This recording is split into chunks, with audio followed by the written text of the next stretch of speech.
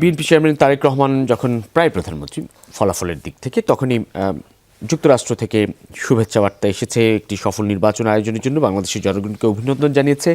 দুই দেশের সমৃদ্ধি ও নিরাপত্তার অভিন্ন লক্ষ্য বাস্তবায়নে আপনাদের সাথে কাজ করার জন্য যুক্তরাষ্ট্র আগ্রহী।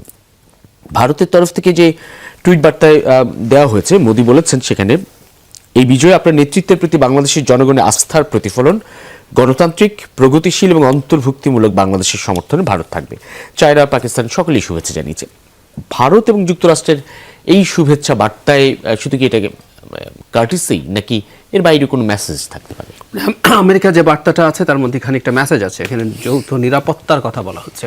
আমরা কিছুদিন আগে একটা রিপোর্ট রয়টার্সে আসতে দেখেছি যে বাংলাদেশের সাথে সে নিরাপত্তা নিয়ে কাজ করতে চায়। মানে আমরা এখন এভাবে যদি দেখি, which is very interesting, Biden সরকারের সময় এই অঞ্চলে চায়নাকে, মানে এখন আরেকটু পেছনে যাই, মানে আমেরিকা 2011-12 দিকে ডিসাইড করতে পারলো, বুঝতে পারলো, তখন ডিসাইডও করলো যে তার নেক্সট সংঘাতটা হতে যাচ্ছে চায়নার সাথে। মানে পৃথিবীতে কখনোই একটা সুপার পাওয়ার আরেকটা গ্রোয়িং সুপার পাওয়ারকে, আপরাইজিং সুপার পাওয়ারকে তাকে উঠতে দিতে চায় না। এটা পৃথিবীর নিয়ম, সেই প্রাচীনকাল থেকে এই ঘটনাটা ঘটেছে। তো তারা ফাইনালি আইডেন্টিফাই করলো যে তাকে চ্যালেঞ্জ করবে চায়না। দেন তারা একটা স্টেপ শুরু করে ওবামার সময়, পিভট টু এশিয়া, তারা এশিয়াতে আসবে এবং তখন তারা প্যাসিফিককে কেন্দ্র করে চায়নাকে কীভাবে কন্টেইন করা যায়, চাপে ফেলা যায়, সেটা শুরু করলো। তারপরে ওই যে জাপানের প্রাইম মিনিস্টার ছিলেন শিনজো আবে, উনি দেখালেন যে শুধু প্যাসিফিক করলে হবে না, ইন্ডিয়ান ওশানকে এটার সাথে দিতে হবে। Then came Indo Pacific strategy, IPS। Biden Indo Pacific strategy করে এবং খুব চেয়েছিল বাংলাদেশকে তার পার্ট করতে।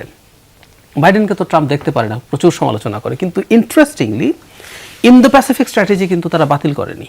ও অনেক কিছু থেকে নিজকে সরিয়ে দিচ্ছে, কিন্তু ইন্দো প্যাসিফিক স্ট্র্যাটেজি আছে। ইভেন ডক্টর ইউনুসের সময় উনি যখন আমেরিকার পররাষ্ট্রমন্ত্রী, মানে স্টেট বলে, সেক্রেটারি বলে, তার সাথে যখন ফোনে কথা বলেন মার্কো রুবিওর সাথে, রুবিও কিন্তু ইন্দো প্যাসিফিক স্ট্র্যাটেজির কথা ডক্টর ইউনুসকে বলেছেন।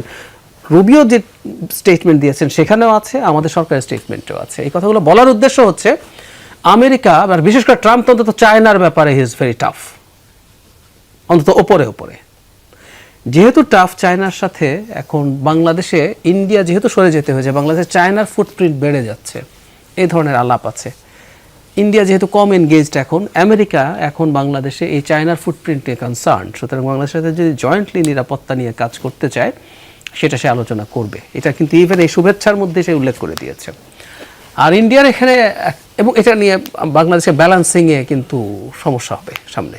তবে একটা সুবিধা আছে, একটা নির্বাচিত সরকার যার পায়ের নিচে মাটি আছে, যে অবৈধ সরকার না, সে বেটার বার্গেন করতে পারে। আর ইন্ডিয়া কিন্তু ইনক্লুসিভ, অন্তর্ভুক্তিমূলক একটা কথা যোগ করে দিয়েছে, এটা তারা সবসময় বলে। এবং সোজা বাংলায় যদি বলি, এটা একটা ইন্ডিকেশন যে তোমরা আওয়ামী লীগকে নিয়ে ভাবতে হবে।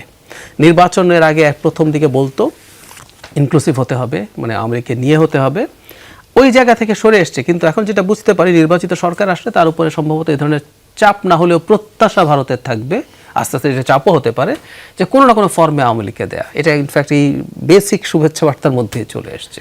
সেটা কি সত্যিকার অর্থেই বাড়তি একটা চাপ পড়তে যাচ্ছে কিনা সরকারের কাছে?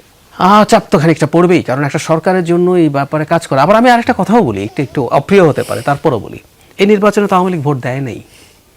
আমাদের যখন 60% ভোট পড়েছে, আমরা মোটামুটি নিশ্চিত থাকতে পারি, কিছু জায়গায় কিছু ব্যতিক্রম আছে, কিন্তু গ্রসলি আওয়ামী লীগ ভোট দেয়নি। আওয়ামী লীগ ভোট দিলে কিন্তু এটা 70% ক্রস করে যেত। তো আওয়ামী লীগের রাজনীতি থেকে আমরা কী করবো? সমর্থকদের কথা বলছি, নেতারা বিভিন্ন জায়গায় পালিয়ে টালিয়ে আছেন, তাদের শাস্তি হবে।